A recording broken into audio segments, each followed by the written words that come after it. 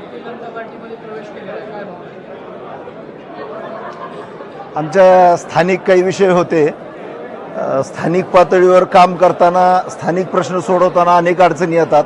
भारतीय जनता पार्टीचं देशातलं आणि राज्यातलं जे शीर्ष नेतृत्व आहे त्यांच्या कामाची पद्धत, तसंच जिल्ह्यातले आमदार राणा जगजितसिंहजी पाटील साहेब, बसवराजी पाटील साहेब, सुजितसिंहजी ठाकूर साहेब, दत्ताभाऊ कुलकर्णी, मल्हारदादा पाटील साहेब, ह्या सगळ्यांच्या कामाची पद्धत बघितल्यावर आमच्या सगळ्यांना असं वाटलं, आमच्या नगरसेवकांना, की हे पाठबळ जर आपल्याला मिळालं आणि भाजपचे आधीचे 6 अधिक आम्ही येणारे 10 असे 16 जणांनी मिळून सभागृहात एक बुजरुटीने आवाज उठवला तर लोकांच्या प्रश्नाला आपण न्याय देऊ शकू. जिथं आवश्यक आहे सत्ताधाऱ्यांचं, म्हणजे शिंदे सेनेचं अध्यक्ष आहे आणि त्यांचे 4 नगरसेवक आहेत, तर आम्ही 16 आहोत 20च्या सभागृहात.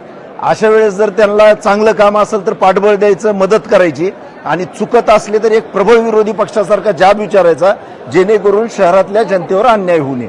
या भावनेनं आम्ही प्रवेश केलेला आहे आणि सगळेजण समाधानी आहेत.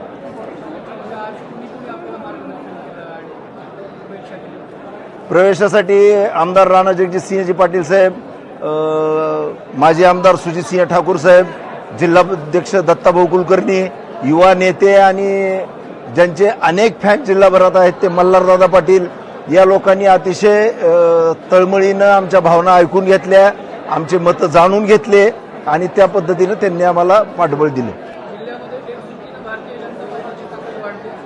100% वाढणार. आज जी काही शक्ती आहे त्याचा आलेख वाढता राहील, यात दुमत नाही. भारतीय जनता पार्टीचा विजय असो, भारतीय जनता पार्टीचा विजय असो.